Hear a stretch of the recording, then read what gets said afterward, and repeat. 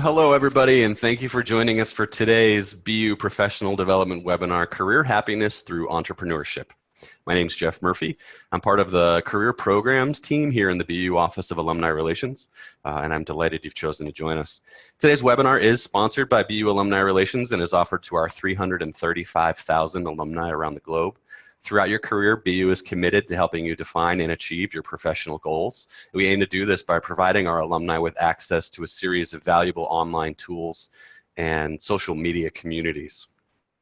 I know that we have alumni joining us today from some very far away places, including Bulgaria, London, Athens, Colombia, Redwood City, California, Gainesville, Florida, Evanston, Illinois, Lafayette, Louisiana, Clarks Summit, Pennsylvania, Nashville, Tennessee, Poultney, Vermont, and as always, dozens of Massachusetts alumni from towns like Framingham, Hopkinton, Millis, Roslindale, West Roxbury, Winchester, Woburn, and more. For each and every one of you out there, please know that we really value your opinion on this in every program that we offer. Before I introduce today's speaker, some brief housekeeping notes. As you know by now, this webinar is being hosted on our Zoom online meeting platform.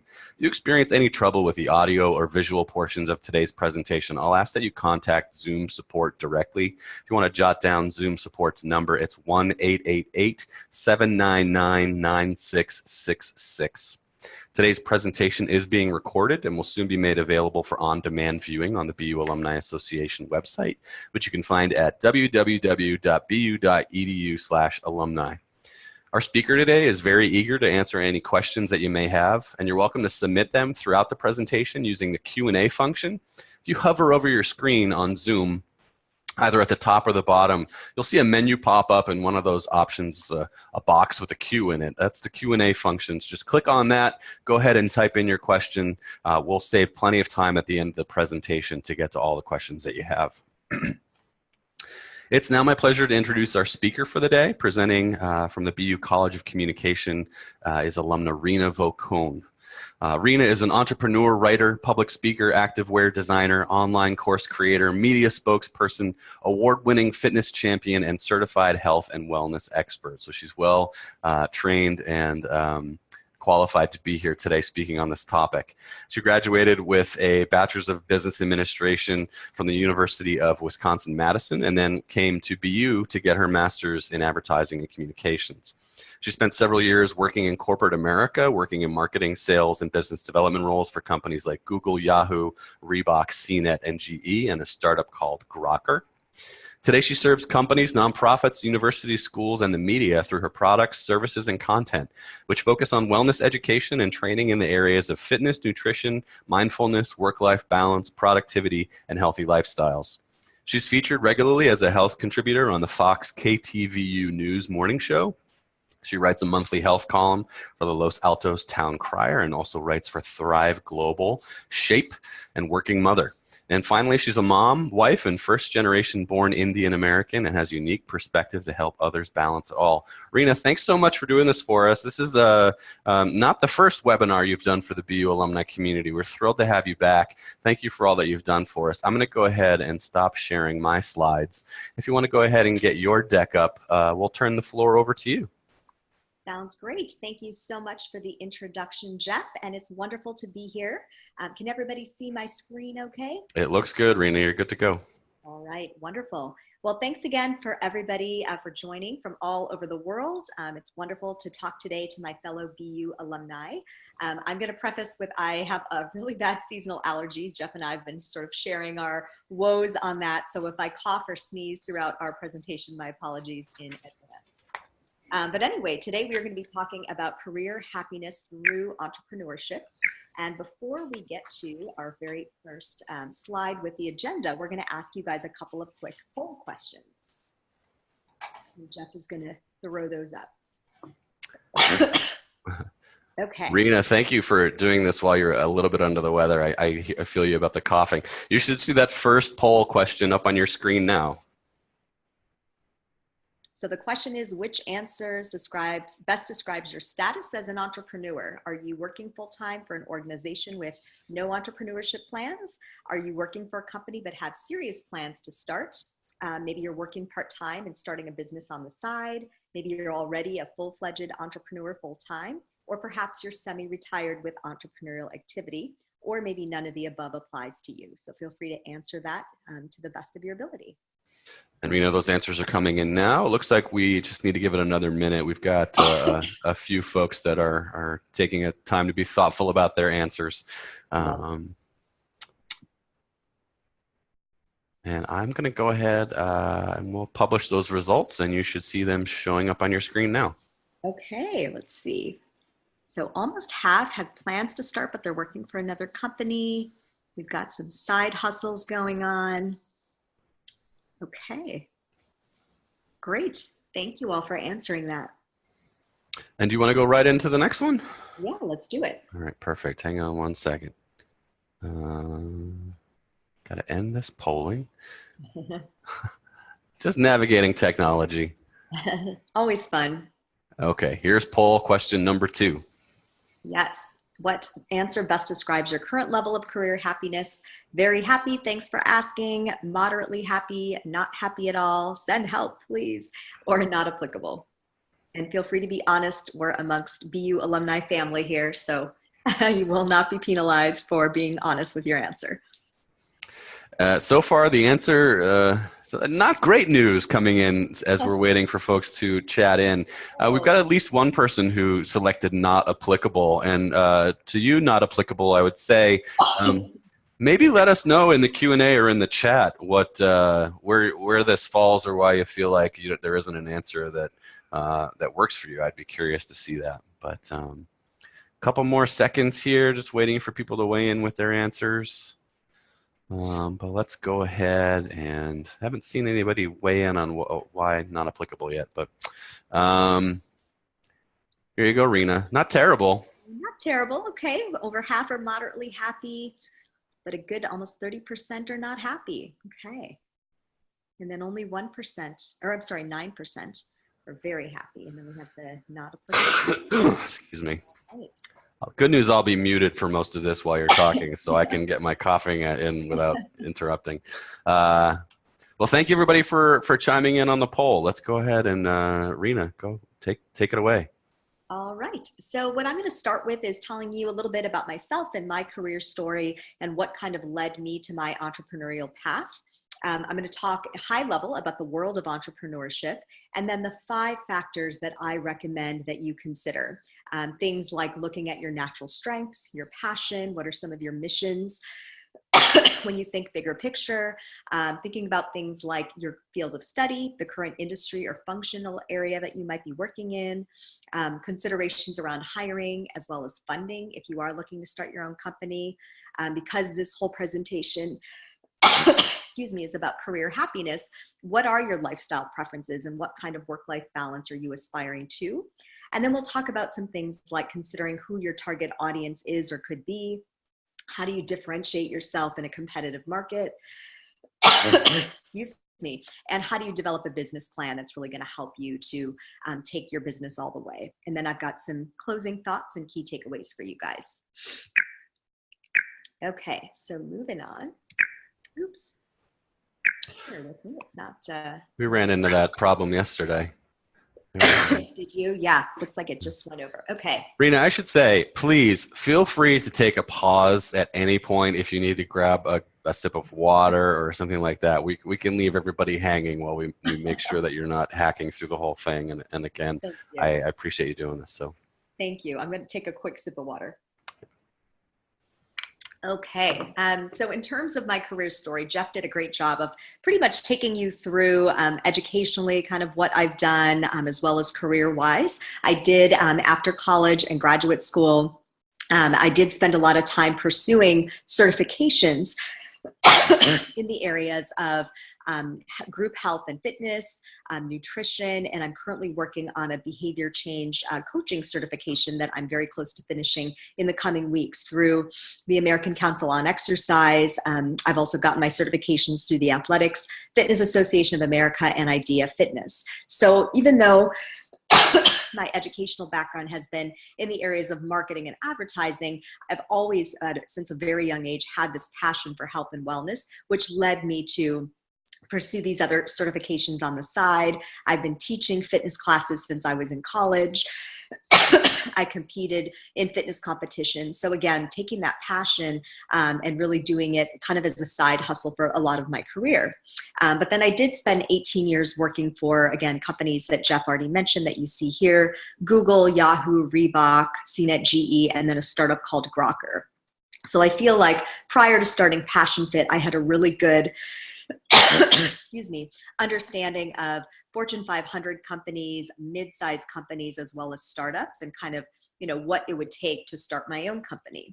Now, in terms of what led me to finally make this shift, I, in 2014 is when I started Passion Fit. I was working for Google at the time. My husband was working for Google as well and still is working there.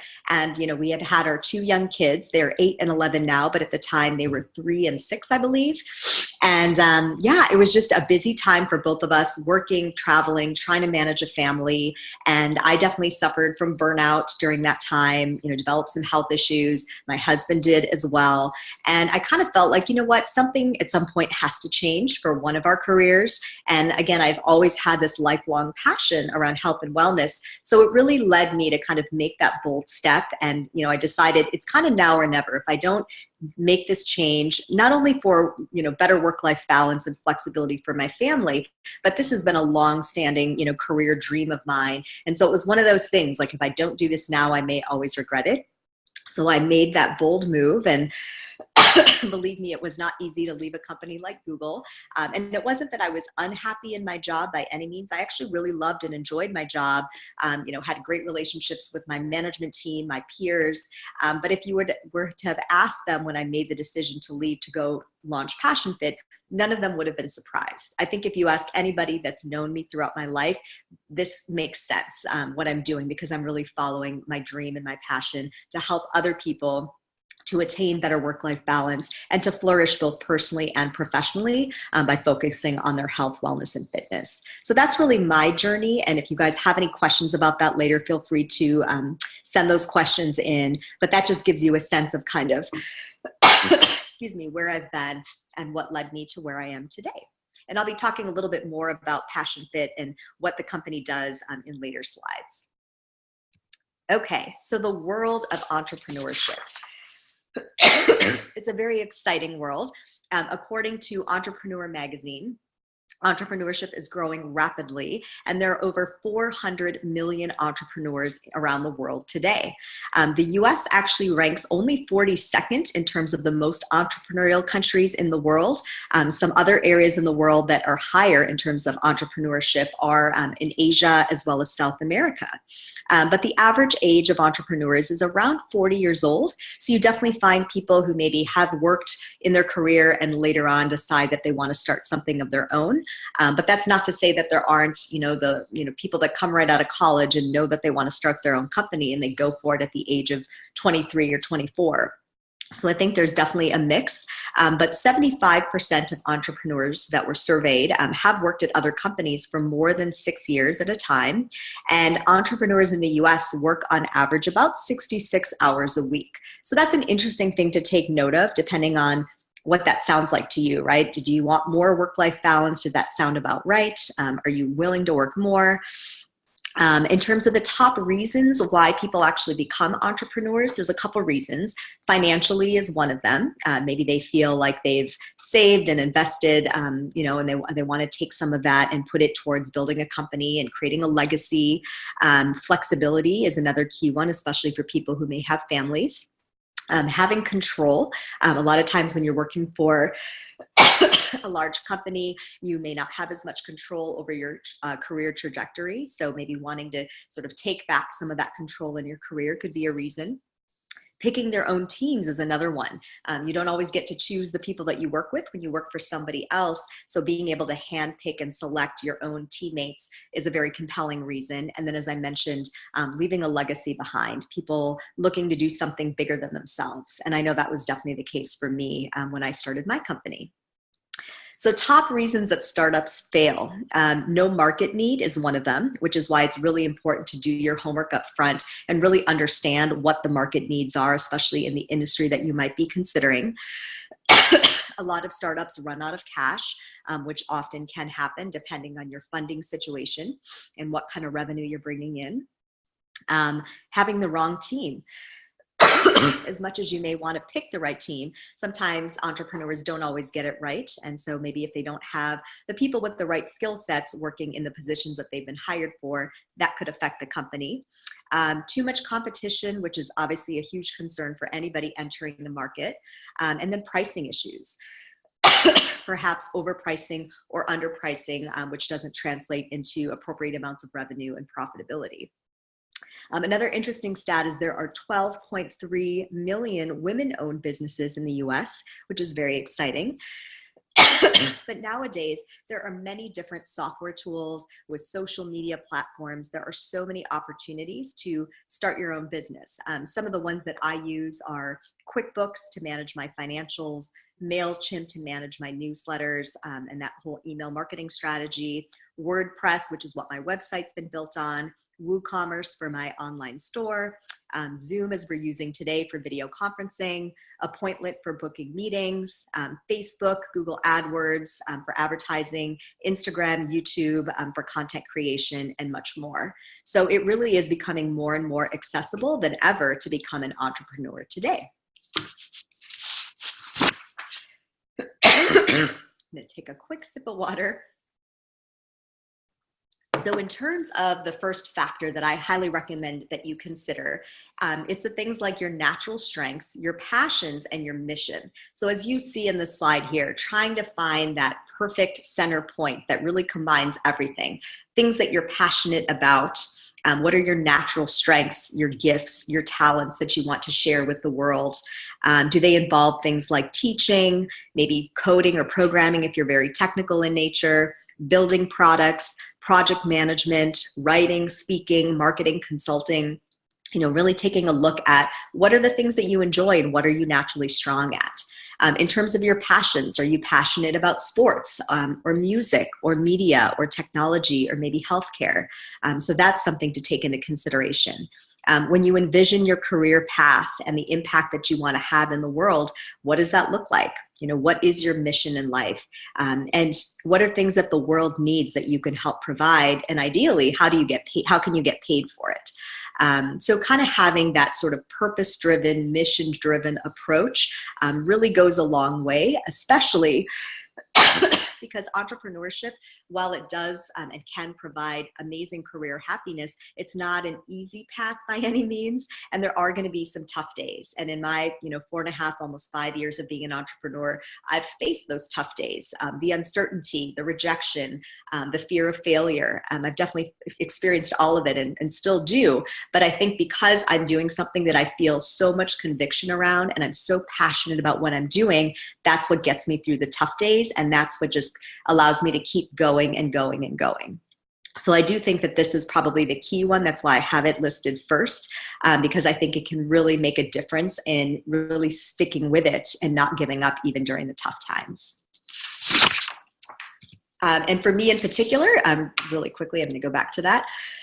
In case you're wondering kind of what my natural passions or strengths are, teaching, facilitating, writing, speaking, designing, event planning, content creation, digital media, marketing, and advertising. A lot of the things that I studied in undergrad and graduate school for sure. And then of course the industry and the area that I care a lot about is the health and wellness. So that's definitely been apparent with my company. The second factor I recommend you consider is thinking about your field of study, the industry that you worked in or currently work in, and then your functional experience. Because if you've spent a lot of investment and time and energy in these areas, you want to leverage them to the best of your ability when you do start your own company. Even if you decide to make a career change and do something different, you still have the ability to use your prior skills. So think about, based off of what you studied in college or perhaps graduate school, what your work experience looks like, based off of if you specialize in finance or marketing, operations, legal, or something else. How can you apply that as your area of expertise to your company? And do you need to obtain additional certifications or perhaps even go back to school for an additional degree? I didn't necessarily go back for an additional degree per se, but I've been working on many different certifications, as I mentioned earlier, over the last 10 years. And I will continue to pursue not only certifications, but continuing education. I have to keep up with my certifications by getting continuing education credits. So that really keeps my skills sharp in areas that I didn't necessarily study in college and graduate school. I know for me in health and wellness, I take that wholeheartedly. I want to make sure that I'm always understanding the latest research and I'm on the cutting edge of what's happening in that industry so that I can best provide the right solutions for my clients. So that's another area or factor to consider. Now, when it comes to the third factor, thinking about things like funding for your company as well as hiring or contracting work out, those are also really important things to think about. Let's start with funding. Based off of this graph here from Entrepreneur Magazine, 82% of startups are actually self-funded. My company is self-funded. My husband and I made the decision to do that early on, and we saved and invested for that.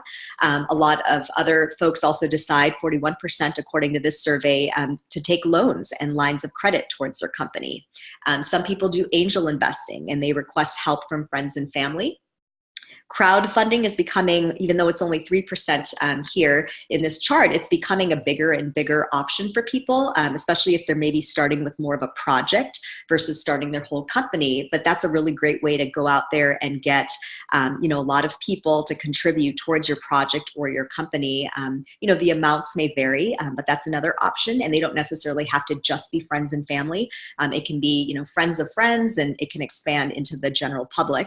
And then venture capital funding. 1% of startups actually choose that. I think part of that could be a lot of people go that route when they're ready to scale their business. So that's kind of what I would suggest you think about up front is how much do you think you're going to need in terms of capital to start your business. On average, research shows that you need about $35,000 to start your company. But then the thing to think about from there is what would your monthly expenses look like? And what is your revenue plan? And how long do you think you're going to take to be able to become profitable, where you can actually take any of your earnings and invest them back into your company? So these are all considerations to make. And then when you are at a point where you want to scale your business, then maybe you would consider venture capital funding. I think a lot of people don't go that route because they want to maybe maintain some creative control and have some freedom around how they run their business, what their brand looks like. But if you're maybe looking for, a little bit of guidance in that area, and maybe you want to have a board there to help you, that could be an option. I've worked for a startup, so I've seen firsthand what that process looks like in terms of working with the board and working with the VC on what the quarterly revenue targets are going to look like, what are the projections, and then needing to hit those goals every quarter. For me personally, I decided that I wanted to really create, the brand with my creativity. I put my whole heart and soul into this brand, and I really wanted to be able to kind of maintain the brand's integrity. I wanted to have control over my financials and the revenue plan. So that's where I am today. Again, that could change at the point where I want to scale. In terms of hiring and subcontracting or contracting, if you do need to hire up a team right away, just be prepared for paying out salaries, paying their benefits, providing equity for them in your company. Another option, if you're not ready for all that, could be to contract out the work.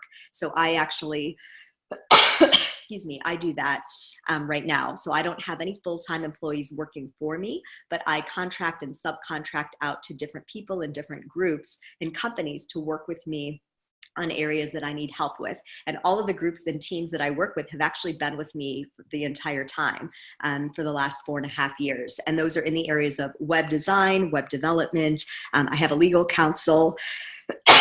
online store development for e-commerce, my video production team. I have a photographer, a logo designer, and so on, an accountant, and so on and so forth. So I work with these people to help me manage some of these areas of my business, but I pay them on a project by project basis. And from a financial perspective, where I am in my business today, that really helps to keep it manageable from a financial standpoint. So again, really important things to consider. This is my family, my husband and my two sons.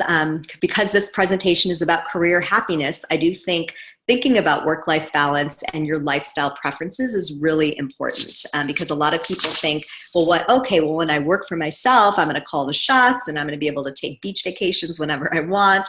And you can certainly have the freedom to decide those things. But on the flip side of it, working for yourself and running your own company is a lot of work. So you want to go into it figuring out how can you put in everything that you need to make it successful. Putting in the time and the energy is really important. But how can you also create that balance in your life? And think about things like, do you want to work from home or do you want to rent office space? I enjoy having the flexibility to work from home. I actually do have a home office, but I'm in my kitchen today working from home. But I enjoy that because I'm always running around anyway. Every day is a little bit different. I might be on conference calls. I might be in meetings. I may travel for a conference and, go to a day trip in LA.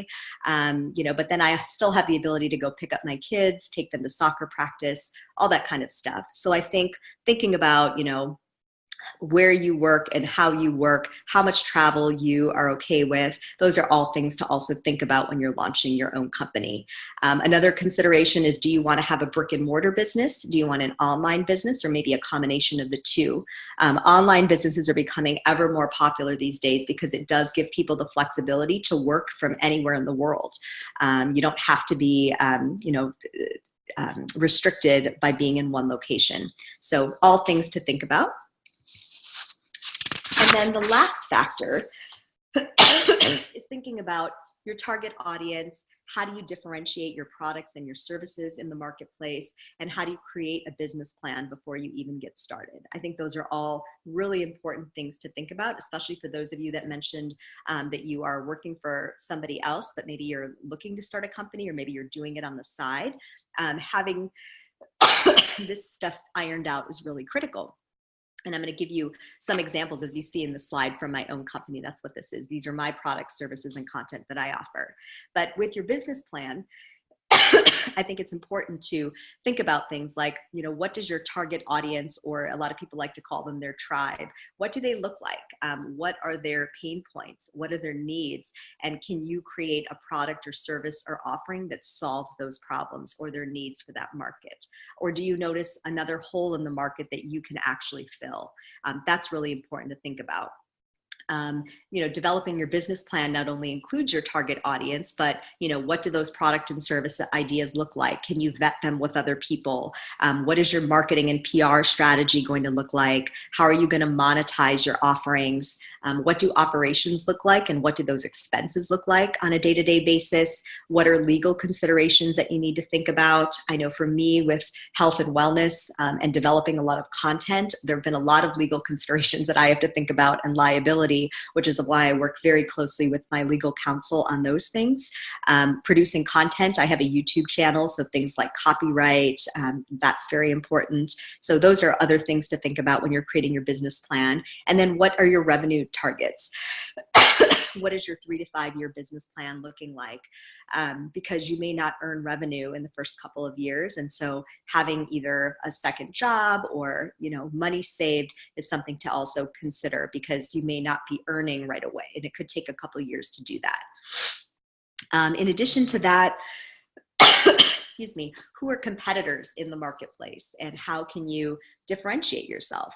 I know for me, health and wellness is a really thriving area, and there's a lot of companies these days that focus on health and wellness. So when I thought about my business, I think what differentiates me from others is I do have a focus on health, wellness, fitness, nutrition. I'm an instructor. I do wellness consulting. I have that, but I think my business background and having experienced burnout also gives me an understanding understanding when I'm working with professionals and trying to help them attain that work-life balance, I can speak to my own experiences because I've been through it. And I think the approach I take with my offerings in my company is very much influenced by my professional background and my work experience for the last 18 years. Also, as Jeff mentioned, I'm first generation born Indian American. So I have a very sort of balanced Eastern and Western approach to how I approach wellness. And it's very holistic in nature.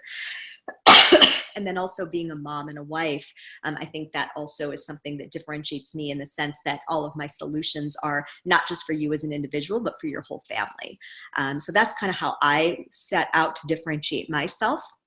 But I think it's important to know what your core competencies are and, again, what kinds of products you want to create. So in looking at this slide, some of the things that I started with were developing content, and it was all free. So I wasn't charging for anything when I first launched Passion Fit. I started blogging about topics like fitness, nutrition, mindfulness, and work-life balance. Excuse me. Then I created my YouTube channel and started producing video content, again, offering all of this for free. The reason I did that was because I'm going to take a quick sip of water.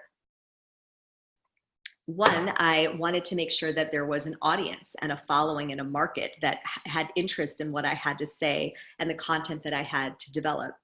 And I also wanted to make sure that there was proven value in what I was putting out there. And once I got that validation after, a good year or two, then I started to think about creating services. So then I launched my fitness and dance classes. I have a signature line of classes that I design and I offer in the San Francisco Bay Area. Then I started doing more speaking opportunities and events at companies, nonprofits, doing wellness workshops and things like that. Then I launched my wellness consulting practice for individuals and small groups. And then most recently, I started offering wellness retreats. And I just did my first one actually exactly a month ago today. And this is going to be something I'll be doing a couple of times a year. And then most recently, I started to develop products. So I have an online course. It's a 7-day work-life balance crash course for busy professionals that you can do online, anywhere, anytime. And then I launched my own activewear line. And so I have an online boutique of workout tank tops, leggings, hats, hoodies, tote bags, and other things. So it took me, as you can see, kind of going from right to left, it was a journey to get to where I am with creating services and products that I can actually monetize. But I really thought for me, doing it the way I did it was the right approach, because that way I could really build trust with my market and my audience and provide value to them before I actually had services and products to offer up as well. So we made it to almost the end here with not too many coughs. But here are the key takeaways again. The factors to consider: your natural strengths, your passions, your mission. What have you studied? What does your industry and functional experience look like? How are you going to fund? How are you going to hire for the company? What are the things that are going to make you happy in terms of your lifestyle and your work-life balance and your family? And then come up with the business plan as early on as you can, so that you have a very clear understanding of your target audience and how you're going to differentiate yourself in the market. And I do think the target audience is key, because if you try to be all things to everybody, it's probably not going to work in your favor. It's better to pick a market and pick a niche and figure out how to serve that niche. And then you can always expand from there. And then closing thoughts, this is a great quote by Mark Zuckerberg himself: entrepreneurship is about creating change, not just companies. So really think about the difference that you want to make in the world and how your startup idea can really help do that. And then finally, these are all the different ways to reach me and get in touch with me: my email, my business phone. If you want to sign up for my free newsletter, I'm offering a free 45-minute total body sculpt workout video if you go to passionfit.com/offers. I'm also giving, just for BU alumni, 20% off my online course as well as my activewear line. So just enter BU alumni at checkout on my website. You can follow me on social media if you're interested, and I have a mobile app as well. So I just want to thank you guys so much for your time, and I definitely want to open it up for any questions that you guys might have. And I hope that this helps you to find more career happiness and pursue entrepreneurship if that's the right step for you. That was great, and congratulations for making through that without losing a lung. I feel terrible that we had you do this today, but I appreciate you toughing it out. While we're waiting for some questions to come in, I was hoping that we could dive into that happiness bit a little bit more by hearing more about your own personal experience. When you look at the sort of 5 factors that you covered today, Mhm. what area of being an entrepreneur do you feel like brought the most happiness to your career when you reflect back on it's 5 or 6 years now that you've been running Passion Fit Yeah. through, I can only imagine the obstacles that you encounter, the trials and tribulations. Which aspect of entrepreneur, and I realize it's a personal question, right? It's going to be different for everybody's experience, but from your experience, um, what area brought the most happiness to your career? Yeah, I would say hands down, it's knowing that it's mission driven and I'm able to make an impact in other people's lives, a positive impact by doing things that I truly enjoy.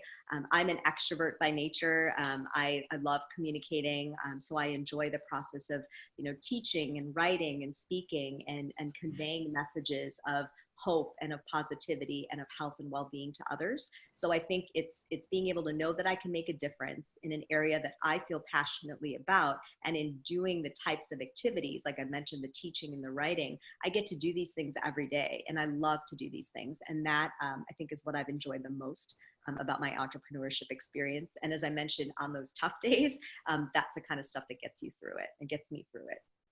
And then I'm also curious, so much of what you've done, you talked about how at the beginning it was just really about launching the brand, the content was free, and that you figured out how to monetize it over time. What have you learned? I think so much about any company, right, is building your constituency, building your audience, building your customer base. What have you learned along the way about building that base with, the various social media channels that you've had to implement along the way? What advice do you have for people about building that base? Yeah, I would say two things. One, really get to know your audience. And a lot of times we call them customer avatars, understanding who they are very intimately. Like, what do their lives look like? Again, as I mentioned earlier, what are their pain points? What are things in their life that could be better that you could help them with? I think that's really important because that's going to drive you creating content or products or services that help meet their needs. But I think the other thing is to remember to maintain your own authenticity and to be yourself. I think if you try too hard to be like somebody else or put things out there because you think you have to, that's going to backfire as well. So it's finding the balance. Yes, you do need to listen to your customer and you need to solve their problems, but you need to do it in a way that is authentic and true to who you are. Great. A couple of great questions have come in. Thank you, Nancy. Thank you, Beth. Thank you, Jessica. I'm going to kind of combine Nancy's question with Jessica's question. A lot of people are asking about the money, Reena, which is, for a lot of folks, the beginning and the end of the conversation when it comes to being an entrepreneur. What would you mind sharing with us about your revenue growth since you started? Maybe, we don't need specific numbers from you, but what can you tell us about your revenue growth? Is your revenue higher than your Google income was 5 years ago? How many years does it taking you to get to a point where you could survive financially? And what do you recommend to people who, you talked about, people self-funding this, people who don't have a lot of savings? Obviously, you covered some of the other funding sources. Mm-hmm. Yeah, I think, it does take, as I mentioned, in the first year or two, I wasn't earning because I was creating content for free. So if anything, I had expenses to get the business off the ground, launching the website, producing videos for my YouTube channel, things like that. But once I started to create the services and the products, then the revenue growth started, and it's continuing from here. So I think, it's something that you have to be prepared that it is going to take time, and some of it is, I don't want to say trial and error, but to some degree it is, right? Understanding there's a whole part of how I manage my business that I didn't even discuss, which is how am I marketing in addition to social media and email, creating AdWords campaigns and Facebook ads, and all these other things go into it for the local part of my business, because I have an online business but I do have a local community as well, advertising on Yelp. I use ClassPass as a business partner. I also partner with local chambers of commerce and other groups because those things are going to help you get the audience and get the customers. And you need to be able to have a big enough customer base, obviously, to create the revenue that you want, to be able to get to a point where you're, earning like you were if you were working for another company. So it's taken a lot of time to get to that point. I was definitely saving all of my Google bonuses for that last year or two when I was contemplating leaving to start my own company. And again, my husband and I kind of, put money aside and saved for this. But again, I understand everybody's financial situation is different, and I can completely respect that. And so I think if that's not the right route for you, don't be afraid to, do a little bit of angel investing to start, or maybe do a crowdfunding option. Or if you want to dive right in and go and get VC funding, that's another option as well. I think if you're looking to scale right away and you want that support and that guidance, that could be another option as well. But I think every company is different. Every entrepreneur is different. So knowing kind of what's going to work for you is really critical to know up front, so that you don't get into it maybe with unrealistic expectations where you could be disappointed. Because again, it does take time, and having patience and having grit to keep going, even on those days where maybe you feel like revenue's not growing and you're kind of flattening out a little bit. What do? Well, you look at your expenses, you look at how you can cut costs in some areas, and then you look at, all right, how can I get more customers in the door, and what are the things that I need to do from a marketing perspective to do that? Great. Good question from Daniel. We've sort of already answered half of his question, but can you tell us a little bit about a few of the biggest challenges that you faced when you began your company? Yes, let's see. I would say, really trying to figure out how to differentiate. I think that was probably the biggest one. And I think when it came to health and wellness, I wanted to serve everybody, but my marketing and advertising background told me otherwise, and I knew better. But I think really honing in on who to target and how you're going to be different were two things that I definitely struggled with in the beginning. Because again, I think there's just a lot of people out there doing things around health and wellness these days. And even though it's like, billions and billions of dollars of an industry, and there's a need for it because obesity rates are actually rising in the US, it's like, how do you get people to pick your brand and your offerings over somebody else's? I think that was a big struggle. Great question from Jessica. Are there any other resources out there that you would recommend for people interested in diving into entrepreneurship? Are there books that you read? Are there blogs that you visit all the time about the topic? Anything that you might share that you found helpful as you've been on your journey? Yes, so Entrepreneur Magazine is a great one. There's always lots of good insights. So I highly recommend that. There are several startup types of conferences and events. So I would, every market's going to be a little bit different. So for those of you in Boston or, out on the other parts of the East Coast, or even other parts of the world, there's going to be different ones that are offered. But I would say like Startup Grind, for those of you that are in the Bay Area, that's a really good one. So I would just kind of do some searches on entrepreneurship conferences or events in your area and start to go to those. There's a lot of conferences where they do pitch competitions where entrepreneurs actually pitch their business idea in front of a panel of judges. Excuse me, guys. And then that's an opportunity to kind of see how other people are approaching their business. Sometimes you can get funding at those types of events, or at least have a conversation about it. So I would say, research events, Entrepreneur Magazine, and then there is a book, I'm forgetting the author's last name off the top of my head, but it's like Expert Secrets. And it's all about for entrepreneurs to create your tribe and really start to service them. The first name of the author is Russell, and I can't think of his last name. But he started ClickFunnels, if that helps at all.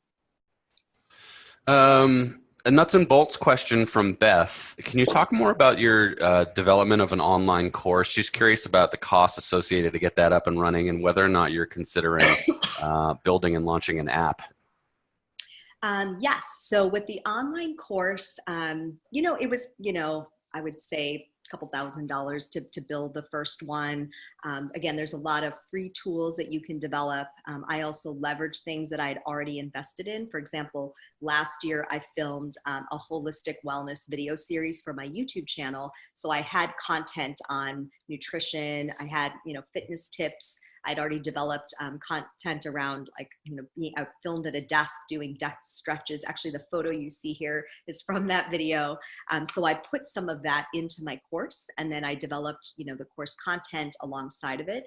So I think, you can look for tools that can really help you to, some of it can be free, and then some of it you can leverage other things that you've developed. But it took a couple of months. It was definitely a good amount of work. But now that I have the template for it, the next course that I launch will be that much easier. But I did work with my web developer to develop it as well, because it had to sit on a membership site that's separate from my regular site. And I had to, consider hosting separately for that. So there were some considerations that were needed to be made. And then in terms of my app, I actually have an app through MindBody, which is a software company that I use to populate all of my classes for people to book online. And so I also have an app for PassionFit, so you can book classes online. You can see all of my social media and other things as well.